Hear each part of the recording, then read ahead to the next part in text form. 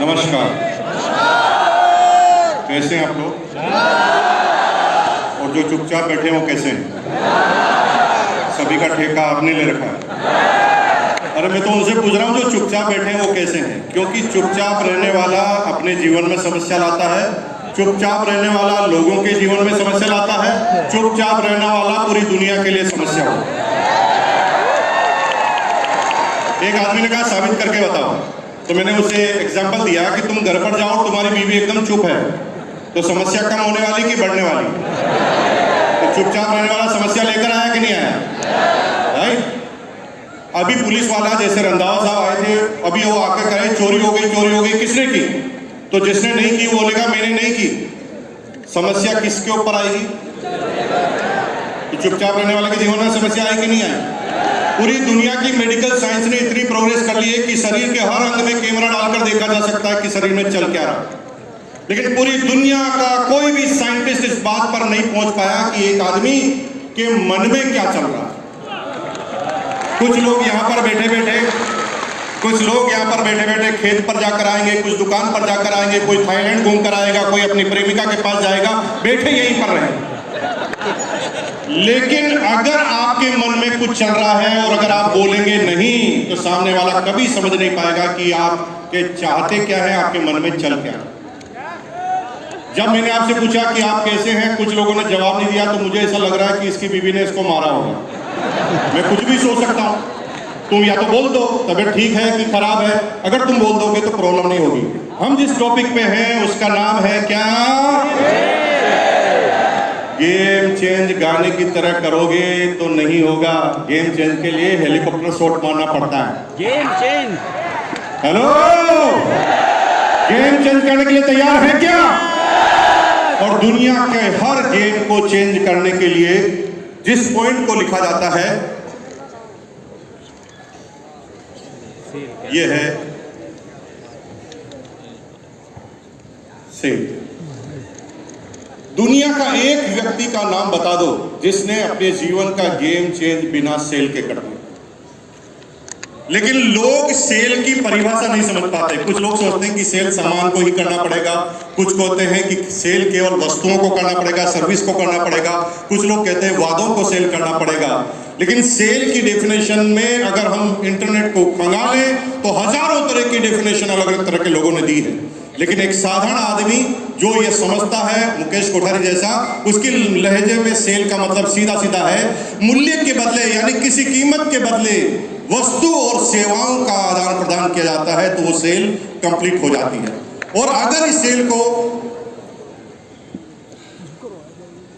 प्रश्न है कि ये सेल हो गई, ये सेल कौन कौन करते हैं?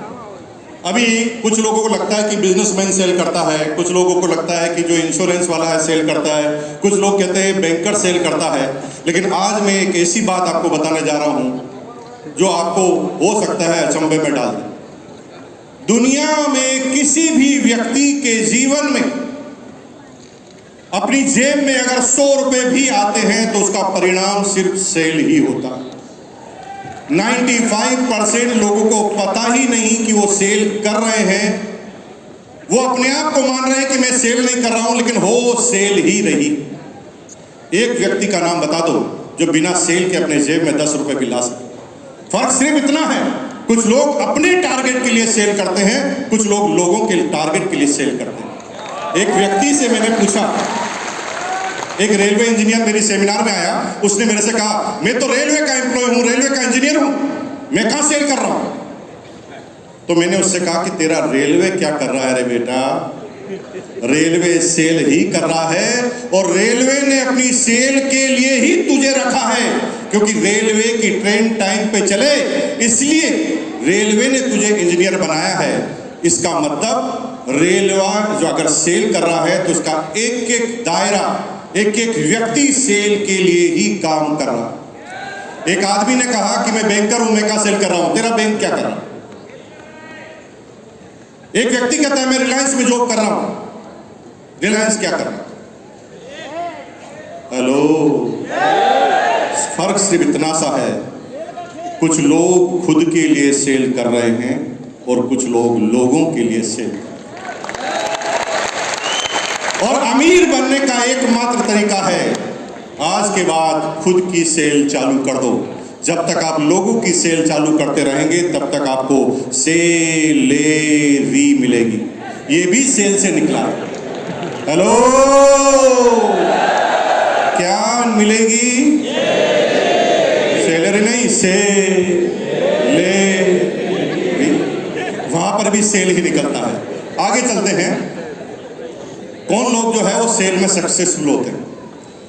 हालांकि अगर आप इंटरनेट को खंगालेंगे, दुनिया की किताबों को खंगालेंगे, तो सिंपल सी बातें हैं। मैं इसके ऊपर बहुत ज़्यादा लंबा समय नहीं लूँगा, लेकिन सीधी बात है कि अगर सेल को करना है तो दुनिया में हर व्यक्ति या दुनिया की हर वो व्यक्ति, कंपनी जो सेल में टॉप पर गई है, उन्होंने सबसे पहले ग्राहकों को समझने की कोशिश की, ग्राहकों की मेंटलिटी को समझने की कोशिश की है। मेरी बहनों, आप थोड़ा सा समझिए कि जब आप किसी एक साड़ी की दुकान पर जाती हैं तो साड़ी वाला जो सेल्समैन है आपके जाते ही आपको साड़ी दिखाना चालू नहीं करता। वो पहले आपकी मेंटलिटी को, आपकी आवश्यकताओं को समझने की कोशिश करता है।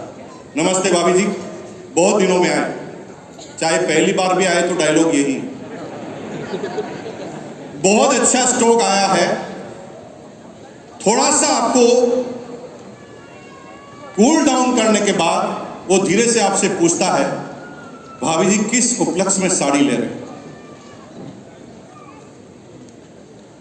आप अपने लिए ले रहे हैं कि किसी और के लिए ले रहे हैं? जब आप कहते हैं मैं अपने लिए ले रही हूं तो आपसे पूछते हैं कि क्या फंक्शन है। आप अपने बच्चे की शादी के लिए साड़ी ले रहे हैं कि देवर की शादी के लिए ले रहे हैं कि ननद की शादी के लिए ले रहे हैं या कोई मकान की ओपनिंग है उसके लिए ले रहे हैं? इतना समझने के बाद जब आप कहते हैं कि मेरे देवर की शादी है तो आपको चहक कर बोलता है, अरे तब तो फिर पूरी शादी के सबसे इंपॉर्टेंट व्यक्ति आप हैं, तब तो आपका कोई बजट का लेना देना ही नहीं होगा। भाभी जी 5,000 तक बता दूं कि उससे ऊपर भी चल रही। तब आप कहते नहीं कोई बजट का इशू नहीं है, बताओ। फिर वो पूछता है सिल्क में बता दूं कि शिफॉन में बता।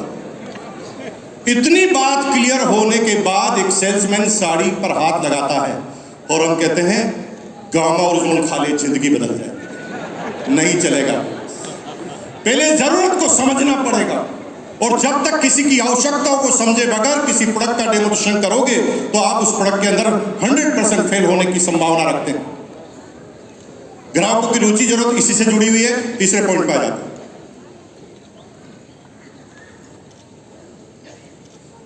किसी भी प्रोडक्ट को तब तक मत बोलो जब तक उस प्रोडक्ट का आपके पास नॉलेज ना हो,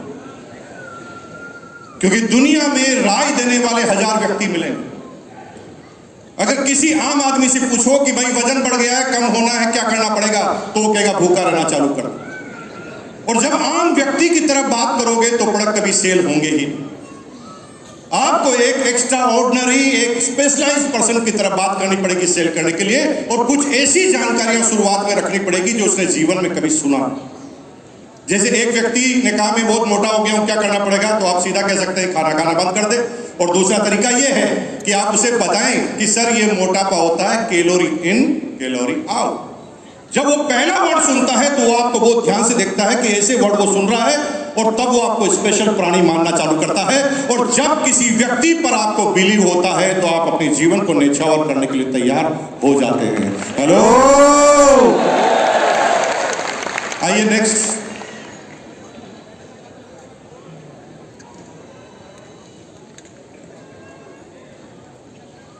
नाइन्टी 90% लोग सेल करते वक्त उनके दिमाग में यह होता है कि बस मेरा टारगेट पूरा होता है,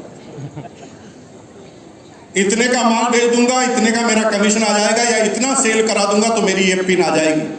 और यहां से जब स्वार्थ से सेल चालू होती है तो वो लॉन्ग टर्म कभी हो नहीं सकती, कभी भी वो लॉन्ग टर्म नहीं हो सकती। आपको ग्राहकों के जूतों में पैर डालकर देखना पड़ेगा कि उनकी प्रॉब्लम क्या है, और जब तक उनकी प्रॉब्लम के अनुसार, उनकी ग्राहकों की समस्याओं के अनुसार आप बात नहीं करेंगे, ग्राहकों की प्रॉब्लम के या ग्राहकों की कठिनाइयों के अनुसार काम नहीं करेंगे, तो आप उसके अंदर ज्यादा सफल नहीं हो पाएंगे। चलते हैं नेक्स्ट।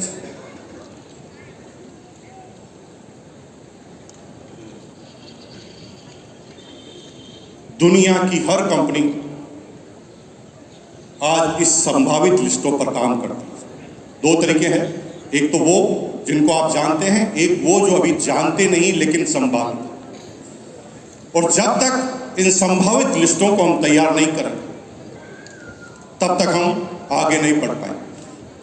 सिंपल सी बात को अगर आप समझें तो दुनिया की हर कंपनी के पास आज अपने प्रिविलेज कस्टमर की स्कीम है, उसकी नौकरी, उसकी स्कीम है और उसके संभावित ग्राहकों की लिस्ट उनके पास है।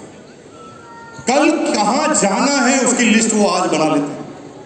और अगर आपको इस बिजनेस में सक्सेसफुल होना है तो आपको भी अपनी लिस्ट को तैयार करना पड़ेगा और लिस्ट के साथ उन लोगों की जो रेफरल आपको मिल रहे हैं, रेफरेंस जो आपको मिल रहे हैं, उनकी लिस्ट को आपको तैयार करना पड़ेगा। सेल उनकी बढ़ती है जो ग्राहकों के संपर्क में रहते हैं, हमेशा उनके साथ फॉलो करते हैं। कई वाक्य मेरी जिंदगी में आए। आज के 4 साल पहले मैंने सिर्फ एक व्यक्ति को बोला कि मुझे एक अच्छा सा मकान बनाना है। मेरे दोस्त ने किसी व्यक्ति को बोला होगा, बात किसी सेल्समैन तक पहुंच गई और सीमेंट की कंपनी के सेल्समैन तक वो बात पहुंच गई। तो एक सीमेंट की कंपनी का सेल्समैन जिससे मैं जानता भी नहीं था, वो मेरे पास आया, मुझे नमस्कार किया, मेरे से बात की और मुझे बात करते करते उसने बताया कि अगर मजबूत घर चाहते हो तो Ambuja cement is the best. मैंने कहा भाई साहब अभी तो सोचा है, सीमेंट की बात आएगी। नहीं नहीं, मैं कोई बेचने थोड़ी आया हूं, मैं तो सिर्फ आपको ये बताना चाहता हूं कि अगर सीमेंट अगर आपको बढ़िया चाहिए और घर को मजबूत करना है तो अंबुजा सीमेंट आपको लगानी। मैंने बात को इग्नोर कर दिया, लेकिन 3 महीने बाद वो वापस आया, फिर वो अपनी बात कह के चला गया और ऐसे ऐसे जब तक मैंने मकान नहीं बनाया वो 6 से 7 बार मेरे पास आ चुका था। लेकिन जिस दिन मैंने मकान बनाने के बारे में सोची और जिस दिन सीमेंट के पहले कंटेनर के बारे में सोचा, मेरे जीवन में सबसे पहला नाम उस व्यक्ति का था जो मेरे पास 6 बार आ चुका था। इसलिए फॉलो और उस फॉलो पर काम करना लगातार जारी रखें। कई आप इंटरनेशनल कंपनियों की बात करते हैं जो आपको कॉल करते हैं, जैसे कार बाजार, पैसा बाजार, बहुत सारी कंपनियां रेगुलर आपको कॉल करती है और लगातार ये पता लगाने की कोशिश करती है और संपर्क में रहती है कि कब किस व्यक्ति को आपको मौका मिल जाए आगे जाने का। इसे पहले नहीं कहा जा सकता, समझा नहीं जा सकता।